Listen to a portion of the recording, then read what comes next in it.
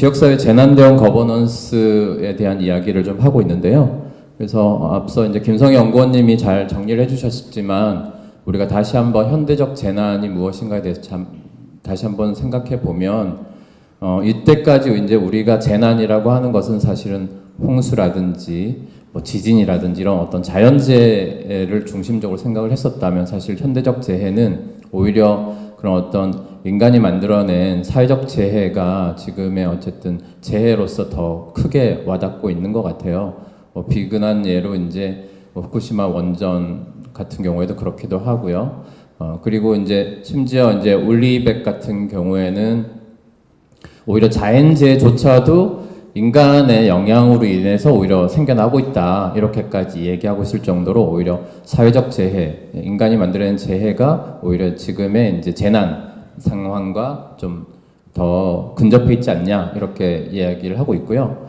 우리나라에서는 이제 재난에 대한 개념을 이제 인적 재난, 자연 재난, 민방위 사태로 이제 나누어서 사용하는데 이제 대응을 이런 식으로 하는 거죠. 그래서 좀 더 이거를 구체적으로 살펴보면은 그 재난 대응을 이제 재난 및 안전관리 기본법에 의해서 대응을 하고 있고요. 그래서 이제 우리가 재난에 대해서 이제 사실 국제적인 어떤 표준이 사실은 되어 있지 않아요. 이 재난을 대응하거나 이제 관리하는 부분에 있어서 이제 국가마다 사실은 조금씩 다른데 그래서 이제 이 코로나 사태를 맞이해서도 더더욱이나 어떤 국제적인 어떤 표준 이런 것들이 좀 필요하지 않냐, 용어의 정리라든지 이런 것들을 좀 해야 되지 않냐 이런 얘기들이 계속 되고 있고 그런 차원에서 이제 제일 먼저 사실은 이 재난관리 관련되어서 매뉴얼을 만든 게 이제 미국 연방관리청인데요. 그래서 미국 연방관리청에 이제 재난관리를 좀 더 많이 참고로 하고 있는 것 같아요.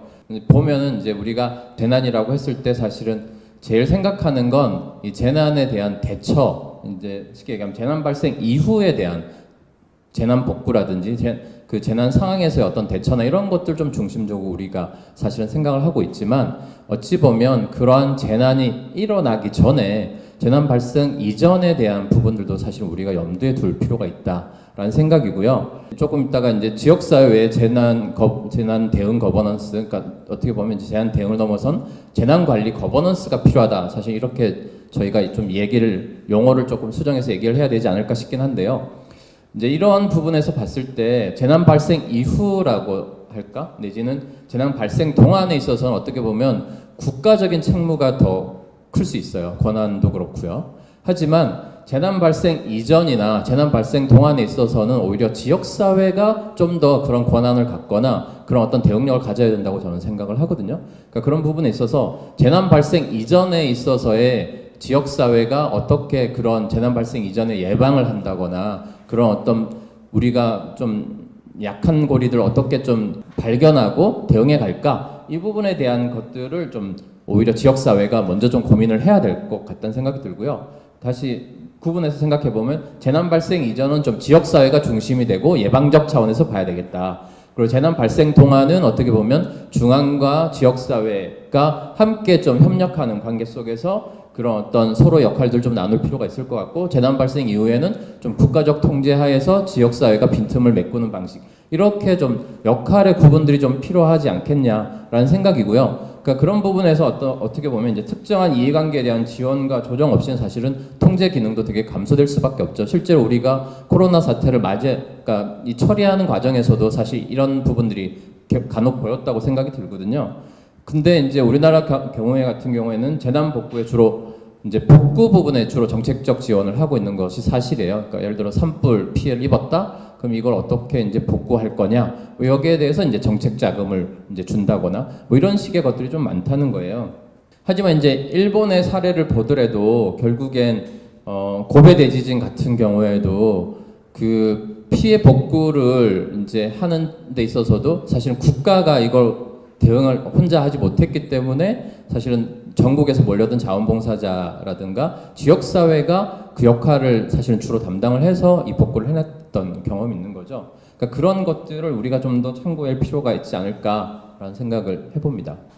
이제 어쨌든 중요한 것은 이러한 재난이라고 하는 것이 이제는 일상화되었다라고 이제 이야기할 수 있겠다라는 거죠. 뭐 워낙 많은 이제 미래학자나 연구자들이 얘기하고 있기도 하고요. 그래서 올리백 같은 경우는 이제 현대사회는 위험사회다 이렇게 얘기하고 있고, 실제로 우리가 상시적 재난을 겪고 있어요. 거의 매년 무슨 일들이 계속 일어나고 있잖아요. 그죠? 뭐 여기에 이제 예로 써놓은 것뿐만 아니라 더 많은 사실은 재난 상황들이 있고, 이제 우리나라와 우리나라 근처에 예만 든 거지 사실은 전 세계로 봤을 때는 매년 어떤 재난들이 계속 일어나고 있는 상황이다. 그렇기 때문에 이미 재난은 일상화되어 있다. 우리가 이렇게 볼 수 있을 것 같고, 그래서 일상화된 재난에 우리가 어떻게 대처할 거냐, 내지는 어떻게 보면 대처를 넘어선 관리를 어떻게 할 거냐, 이런 고민들이 좀 되어야겠다라는 생각이 좀 듭니다. 그러니까 그런 부분에서 이제 저는 지역사회 재난 거버넌스의 필요성에 대해서 조금 더 정리를 해보려고 하는데요. 우선은 이제 김성희 연구원님도 말씀해 주셨지만 엘리트주의의 한계가 분명하다라는 거죠. 그러니까 이미 이제 이 사회는 예측 불가능한 사회잖아요. 그러니까 예측이 가능한 사회에서는 어떻게 보면 그런 어떤 전문가라든지 엘리트들이 중심이 돼서 그것을 미리 예측하고 거기에 대한 시스템을 딱 만들어 놓고 뭔가 일어나면 딱 매뉴얼대로 촥 정리하게 이렇게 하는 것들이 유용했을지 몰라요. 하지만 이미 전문가들도 예측 불가능한 어떤 그런 사회에 접어들어서는 오히려 상황에 맞게끔 집단지성을 발휘하도록 어떻게 하면 우리가 서로의 관계를 만들까, 이런 것들이 좀 더 주요하지 않나라는 생각이 좀 들고요. 그러니까 그런 것들이 어떻게 보면은 이제 그 일본의 고베 대지진 같은 경우에도 다시 한번 말씀을 드리지만, 일본 하면 이제 대표적인 사실은 매뉴얼 사회잖아요. 그리고 오랫동안 어떤 그런 지진이나 이런 재해들이 있어 왔기 때문에 그런 것에 대응하는 다양한 이제 매뉴얼들을 아주 구체적으로 만들어 놨어요. 하지만 그럼에도 불구하고 그 고베 대지진이 일어났을 때는 그러니까 그들이 만들어 놓은 매뉴얼대로 작동되지 못했었고 그것을 제대로 대처하지도 못했었던 거죠. 동시에 후쿠시마 원전 문제도 마찬가지예요. 그러니까 뭐냐면 엘리트들이 상상해 놓은, 엘리트들이 어떻게 보면은 이제 이 정도에 대처할 수 있는, 그러니까 자신들의 상상력에서 어떤 대처할 수 있는 프로그램들을 만들어 놨는데 그 상상을 뛰어넘는 일들이 벌어졌을 때는 불가능한 거예요. 대처가 불가능한 거고, 그러니까 그런 부분에 있어서 결국엔 그것에 이제 어떻게 보면 이제 김성희 연구원도 아까 이제 세월호 이제 당사자 안산 이야기를 해주셨을 때도 마찬가지지만, 그것을 바로 눈앞에서 겪고 있는 사람들이 자기들의 어떤 이야기를 계속 해내면서 집단지성을 발휘하도록 하는 것이 훨씬 더 그러한 사회를 빨리 극복하거나 내지는 더 빨리 그것들을 헤쳐나갈 수 있는 힘이 되지 않을까라는 생각을 합니다. 그러니까 그런 부분에 있어서 저는 엘리트주의의 한계를 분명하게 좀 드러내고 집단지성을 할 수 있는, 그러니까 다시 말해서 거버넌스 형태로 가야 되지 않을까라는 생각인 거고요. 그 다음에 이제 사회적 재탄생의 기회라고 또 얘기할 수 있을 것 같은데, 사실 그런 어떤 위험이나 재난 상황에 있어서 사람들은 그런 문제에 있어서 자기 문제로 당사자성이 획득되기 때문에 그것을 학습하고 그걸 훈련할 수 있는 어떻게 보면은 기회장이 되기도 하는 것입니다. 그러니까 그런 부분에 있어서 일다에서 얘기했던 것처럼 재난은 세상을 바꾸는 게 아니라 드러내는 것이다 라고 얘기했다시피, 그것들이 드러난 상황에서 다시 그것들을 경험하고 이것들을 어떻게 내가 극복할 수 있을까에 대한 어떤 훈련, 이런 것들을 할 수 있는 세계적인 어떤 장들이 마련돼야 될 것 같고요. 그러니까 그런 부분에 있어서 특히나 이제 그것이 국지적인 문제가 아니라 이제는 전 세계적인 문제이기 때문에 그런 어떤 세계 시민이라고 하는 개념과 그런 세계 시민으로 좀 이렇게 성장하고 활동할 수 있도록 하는 어떤 그런 어떤 교육에 대한 체계나 학습의 장들도 동시에 좀 마련이 되어야겠다라는 생각이 듭니다.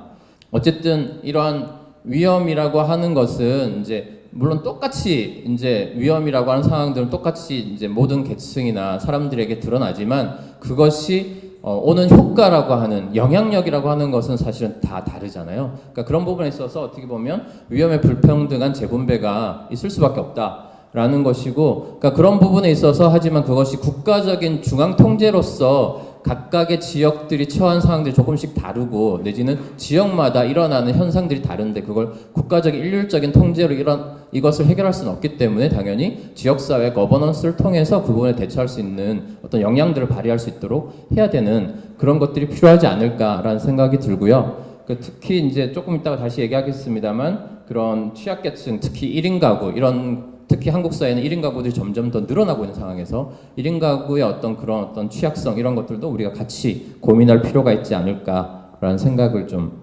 해봤습니다. 그러면 이제 우리가 지역사회 재난 관리 거버넌스라고 하는 것이 이제 필요하고 이제 그런 것들 좀 만들어야겠다라고 했을 때, 그럼 어떠한 지역 관리 거버넌스를 만들 거냐라고 했을 때 좀 생각해야 될 지점들 내지는 과제들 조금 더 생각해 보려고 하는데요. 당장 그 코로나 사태 관련되어서도 이제 정부에서도 이제 그린 뉴딜을 발표하게 됐고, 박원순 시장님도 어젠가 그저께 이제 그린 뉴딜, 서울시의 그린 뉴딜 또 발표하기도 했잖아요. 그러니까 어떻게 보면 이제 패러다임의 전환이 필요한 세상이라는 거죠. 그러니까 그런 부분에 있어서 우리가 어떤 거버넌스를 만들냐고 했을 때 기본적으로 방향성이나 어떤 목표성에 있어서는 저는 생태적 거버넌스라고 하는 것이 기본 틀이 되야겠다라는 생각이 좀 듭니다. 이미 우리가 겪고 있는 다양한 재난이라고 하는 것들은 이미 생태 문제에서 기인한다라는 걸 전부 다 사실은 되게 공감하고 있고 인식하고 있잖아요. 그러니까 이런 울리백이나 이런 사람들이 얘기한 것만으로 얘기된 것이 아니라 실제로 이제 환경보건시민센터에서 코로나19 관련 긴급 국민의식 조사를 한 적이 있어요. 여기에서도 코로나19의 근본적인 원인이 뭐라고 생각하냐라고 시민들에게 이렇게 설문조사를 했는데 기후변화와 생태계 파괴가 85% 이상이라고 답변을 했습니다. 그러니까 기본적으로 다들 이런 생태, 지구적인 어떤 위기 문제에 있어서 다들 고민하고 있고 그것이 원인이라고 다들 공감하고 있다라고 봅니다. 그렇다면 이제는 목표치를 생태적으로 어떻게 우리가 다시 복원할 거냐, 내지는 어떻게 그것들을 이뤄낼 거냐라고 하는 것이 기본적인 목표가 돼야겠다라는 것이고, 그것을 하기 위한 거버넌스가 1차적으로 돼야겠다라는 생각이 듭니다. 이러기 위해서 이제 지역사회를 재설계하고 실천 목표를 달성하기 위한 지역 체계를 재구성하자라는 게 이제 제 주장이고요. 그리고 누구나도 다 앞에서도 이제 말씀하셨던 것처럼 재난 상황이라고 하는 것은 어떤 특정 분야나 특정 영역으로 영향을 미치는 것이 아니라 그것에 이제 다소 차이는 있지만 모든 영역과 모든 분야에 다 어쨌든 영향을 미치고 있다라는 것이죠. 그러니까 그런 부분에 있어서 레베카 솔닉 같은 경우에도 국지적이고 횡적 연계 자발적 공동체가 이제 필요하다라는 얘기를 했었고, 그런 부분에서 이제 영역과 분야를 넘어서는 횡적인 거버넌스를 우리가 만들 필요가 있다라는 것이고요. 그러니까 그렇지만 이제 사실은 우리가 그래 이제 횡적 거버넌스가 필요해라고 이제 동의는 하지만 이것을 구체적으로 어떻게 만들 거냐라고 하는 부분에 있어서는 사실 되게 어려운 상황들이 있긴 해요. 그러니까 우리가 협치란 이름으로 되게 많은 실험들을 하고 실제로 경험하고 있지만 되게 많이 한계에 부딪히고 있고 정말 이거 가능해? 라고 얘기하는 활동가들도 사실 있기도 하고 그렇잖아요. 하지만 그럼에도 불구하고 이것이 필요하다라고 하는 필요성이 있으니까 이것을 하기 위해서 우리는 계속해서 좀 어렵지만 그것들을 계속해서 경험해 나가고 그것의 시행착오를 계속 거칠 필요가 있다고 생각이 들어요. 그러니까 그런 차원에서 이제 일단은 시민사회도 개별적인 시민사회들이 자기 분야에서 어떻게 보면 목표치를 설정하고 그 과제를 해결하려고 노력해왔던 것에서 넘어서서 지역사회 통합적 관점을 가지고 시민사회들이 같이 한두 개 어쨌든 조금 수위가 낮더라도 목표를 정하고 그것을 같이 해보는 경험, 그걸 통해서 어떠한 협치가 가능할까, 어떤 협력들이 가능할지를 좀 경험해보는 그런 것들도 필요하고요. 행정부서들 역시도 이제 그런 칸막이 행정이기 때문에 힘들다 이렇게만 얘기할 것이 아니라 어떻게 보면은 하나의 테마를 정하고 그 테마를 좀 달성하기 위해서 각각의 부서들이 어떤 역할들을 해볼 수 있을지 좀 낮은 경험이지만 그런 것들을 좀 해보면서 그런 어떤 과제별로 협력하는 어떤 문화들 이런 것들 좀 경험해봤으면 좋겠다라는 것이고, 협력체계 역시도 이때까지는 사실은 주로는 공급자 중심의 협력체계를 많이 구성을 했잖아요. 그것이 아니라 공급자가 아닌 그것을 받는 당사자 중심으로 오히려 그 당사자에게 필요한 어떤 자원들이나 지원들이 뭐가 있는지를 오히려 거꾸로 좀 구성을 해보는 그러한 당사자 중심의 협력 체계를 한번 구성해보는 이런 것들이 좀 더 다양한 형태로 그런 실험들을 해보면 조금 더 이 협치라고 하는 것이 그렇게 어려운 것만은 아니지 않을까라는 생각을 해봅니다. 그리고 뭐 앞서도 이제 강조했다시피 집단지성의 거버넌스가 필요하다는 거죠. 그러니까 지식을 넘어서는 생활 기반의 지혜로운 대안이 저는 필요하다고 생각을 합니다. 그러니까 지식적으로 과학적으로 막 이걸 고민해서 어떤 매뉴얼을 만들고 대응하는 방식이 아니라 생활에 기반한 지혜들을 오히려 모으는 방식으로 집단지성을 해내야 되지 않을까라는 생각이고요. 또 하나 이제 그러기 위해서는 결국엔 누구나 참여할 수 있는 공유된 의사결정이 좀 필요하겠다라는 생각이고요. 이제 그람시가 이런 얘기를 했습니다. 왕은 죽었고 새 왕은 오지 않았다. 이 얘기 뭐냐면 기존의 낡은 체제는 더 이상 이제 작동되지 않는다라고 하는 거예요. 우리가 누구나 지금 공감하고 있죠. 하지만 새로운 질서는 아직 정립되지 않은 상황이에요. 그러니까 그런 약간의 혼돈의 과정 내지 약간 과도기적인 과정에 지금 우리가 놓여 있는데 이것을 어떻게든 새로운 질서를 우리가 확립하는 그런 과정을 가져가기 위해서라도 집단지성의 힘들이 좀 필요하지 않냐라는 생각이고요. 그러기 위해서는 사실은 어찌 보면은 이제 특히 행정과 시민사회 관계를 봤을 때는 행정의 권한이나 정보가 좀 많이 집중되어 있는 것이 사실이기 때문에 이제 어떻게 보면 한 단체에 집중돼 있거나 지역의 시민사회를 보더라도 어떤 단체에 좀 집중되어 있거나 이런 경향들이 좀 있는데 그런 어떤 권한이나 정보들의 집중들을 좀 막기 위해서 어떻게 우리가 협력체계를 구성할 거냐 그런 것들을 막기 위해서 그러니까 어떻게 보면 좀 더 잘 정보가 골고루 배분되고 권한이 배분될 수 있도록 하기 위한 어떤 그런 집단지성을 좀 발휘해보자 라는 것이고요. 그리고 또 하나는 좀 낮은 수위에서라도 좋으니까 성취감이나 달성감을 좀 맛볼 수 있는 어떤 그러한 목표치를 좀 정해놓고 단계별로 좀 올라가는 방식으로 좀 해봤으면 좋겠다라는 생각이 좀 듭니다. 그리고 결국엔 이제 이것들이 어떤 지역사회에서 어떤 형태로 작동되어야 되냐라고 했을 때는 결국엔 지역 안전망으로서의 거버넌스라는 것이 꼭 필요한 상황이 아닌가. 앞서 얘기했다시피 결국엔 이제 위험이나 재난이라고 하는 것은 모든 영역과 모든 계층에게 전달이 되고 영향력을 끼치기는 하지만 더 많이 더 크게 영향력을 주는 곳들이 있기 마련이고 이것을 우리는 이제 약한 고리라고 표현하기도 하죠. 이제 그런 것들에 있어서 이제 특히 이제 그 문재인 정부 들어서서 이제 포용 사회를 얘기하면서 탈시설화 정책을 얘기하고 있단 말이에요. 근데 여전히 집단 시설, 수용 시설 이런 것들이 여전히 많이 존재하고 있고 이 탈시설화되는 과정에 과도기 있는 상황에서 여전히 남아있는 집단 시설의 문제점에 우리가 어떻게 대응할 거냐라고 하는 부분에 있어서 아까 이제 자원을 좀 더 배분한다거나 좀 더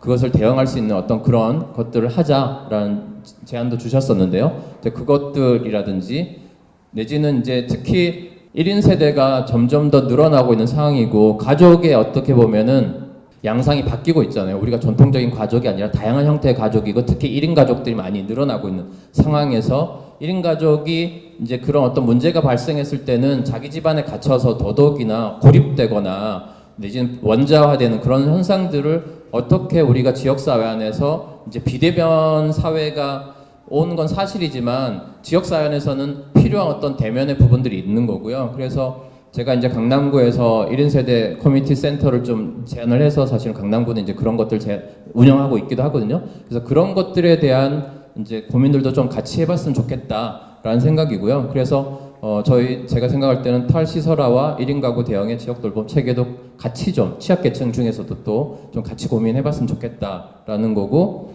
그리고 이제 사각지대 발굴과 지원을 위한 민간 역할 분담이 좀 더 체계적으로 되었으면 좋겠다라는 생각이 듭니다. 그리고 이제 그 전 시간에 이제 지역 시민사회에서 이제 발제를 해주신 윤성민 선생님도 얘기하셨는데 지역력의 확보라는 것이 좀 필요하다라는 생각이 듭니다. 그러니까 제가 얘기 드리는 이제 자립과 순환의 거버넌스가 필요하다는 이야기는 이제 김성희 연구원님도 말씀하셨다시피 그런 어떤 재난 상황에서는 이제 국가적 역할이 되게 커지고 국가의 통제가 되게 커진단 말이에요. 그러면 지역사회에 어떻게 보면은 각각의 대응할 수 있는 어떤 역량이나 이런 것들이 없으면 국가적 통제 하에서 일률적으로 놓여질 수밖에 없고 그것에 대응하거나 대항할 수 있는 힘들이 있었을 때만이 어떻게 보면 그것이 균형을 이룰 수 있다고 저는 보는데요. 그러니까 그런 부분에 있어서 국가의 역할의 강화라고 하는 측면에 대비해서 지역의 어떻게 보면 지역력이라고 하는 것이 좀 필요하다라고 봅니다. 특히 이제 그런 일자리가 감소되거나 어떻게 보면 이제 국가가 일률적으로 이제 하는 정책적 차원에서 지역별로 지역에서 이제 그런 어떤 경제적인 어떤 이런 것들을 이제 우리가 만들어내었을 때 어떻게 보면 지역사회가 대응할 수 있는 역량들이 생기지 않을까. 그러니까 그런 측면에서 저는 자립과 순환의 거버넌스라고 하는 것들을 좀 더 고민해봤으면 좋겠고 그것을 하기 위해서 결국엔 저는 지역사회 사회적 경제 영역들이 좀 더 자기 확장들을 할 필요가 있겠다라는 생각이 듭니다. 그래서 사회적 경제 영역이 재난 상황에서 사실은 제 역할을 좀 못했던 것이 사실인 것 같은데, 오히려 이런 것들을 지역사회 안에서 지역력을 확보하는데 사회적 경제가 좀 자기 목표를 세우고, 그것을 하기 위한 어떠한 사회적 서비스나 자기 역할들이 있을지 찾아보고, 그것들을 좀 거버넌스 안에서 자기 자리들 좀 만들어 갔으면 좋겠다라는 생각이 좀 듭니다. 그리고 마지막으로 어쨌든 그 초계급적이고 초국가적 연대 거버넌스라는 게 좀 필요하다고 생각이 드는데요. 중요한 것은 결국엔 이제 누구라도 이제 여러분들도 다 공감하다시피 코로나도 그렇고 이게 한 국가만의 문제도 아니고 한 지역의 문제도 아니잖아요. 전 세계적인 문제이고, 그래서 우리가 이제 뭐 생각은 이제 전 세계적으로, 행동 이제 지역적으로 이런 말들이 있다시피, 이제 그러한 생각의 지평은 좀 더 전 세계적인 것으로 높여서 이제 생태적인 부분도, 지구적인 위기 문제도 있다시피, 이제 그러한 생각들 속에서, 하지만 지역사회 안에서 내가 속한 생활권역 안에서 그것들을 어떻게 하나하나 차근차근 그 문제를 해결해 갈까라고 하는 이제 그러한 행동들이 좀 필요하다라는 것이고, 또 하나 중요한 것은 저는 이제 국민국가의 틀을 탈피해야 된다라고 생각하는데, 자칫 잘못하면 이러한 위기 상황에서는 이제 국가적 민족주의적 성향이 되게 강해질 수 있어요. 그러니까 실제로 국가 간의 그런 국경을 폐쇄한다거나 내지는 되게 배타적인 어떤 그런 것들을 하잖아요. 실제로 뭐 야, 내가 더 어려운데 너를 어떻게 도와줘? 이런 것들이 계속해서 마스크 문제부터 시작해서 되게 많이 사실 일어나고 있단 말이에요. 근데 그러한 국민국가의 틀을 벗어나서, 이거는 어떻게 보면은 인권이라고 하는 보편적 가치관을 우리가 좀 접근해야 되는, 다시 말해서 국민으로서의 어떤 개념보다는 시민으로서의 어떤 보편적 가치관을 가진 시민으로서의 어떤 성장이 좀 더 필요하다라는 생각이 들어서, 이제 시민의 양성과 증가라고 하는 것이 제가 이제 과제로 이제 내세운 것이고, 그러니까 그런 부분에서 제가 이제 경희대에서 세계시민 교육을 하고 있지만, 이제 그러한 것들이 좀 더 되게 다양하게 지역사회 안에서도 이러한 세계 시민으로서의 어떤 자기 감각을 가질 수 있는 그런 어떤 학습과 경험의 장들이 계속 열렸으면 좋겠다라는 생각입니다. 예, 마지막으로 이제 우리가 이제 비대면 사회가 이제 계속 될 수밖에 없고, 4차 산업혁명 얘기도 하고 있고, 실제로 이제 국가에서도 뭐 디지털 뉴딜 뭐 이런 얘기도 하고 있으면서 비대면 사회로의 어떤 전환 내지는 준비에 대한 이야기들이 많이 되고 있지만, 실제로 이제 이걸 통해서 여전히 소외되는 계층들이 생길 수밖에 없다. 그러니까 그런 부분에 있어서 어떻게 보면 디지털 리터러시가 좀 필요한 거 아니냐. 어떤 그런, 특히 디지털 정보라고 하는 측면에 있어서 더더욱이나 그런 정보 격차 문제나 디지털 격차 문제가 심각해질 거다라는 것이고요. 그런 부분에서 디지털 리터러시 같은 게 좀 필요하겠다라는 것이고, 그리고 비대면 사회 속에서도, 하지만 중요한 것은 지역사회 안에서의 아날로그적인 어떤 방식으로의 어떤 작동이라고 하는 것들도 동시에 필요하기 때문에, 디지털을 그렇다고 이제 거부하거나 뭐 무시할 수는 없지만, 그렇다고 해서 그런 것들을 이제 수용하면서 어떻게 잘 결합할 거냐라고 한, 디지털과 아날로그를 결합한 하이브리드 거버넌스가 좀 필요하지 않을까라는 생각을 해봤습니다. 그러기 위해서 이제 저는 지역별로 그런 어떤 소규모의 공론장이나 이런 것들 좀 정기적으로 개최해 나가면서 어떤 그런 디지털과 아날로그를 결합한 형태의 어떤 거버넌스가 될 수 있도록 우리가 좀 더 고민해봤으면 좋겠다라는 생각을 해봤습니다. 고맙습니다.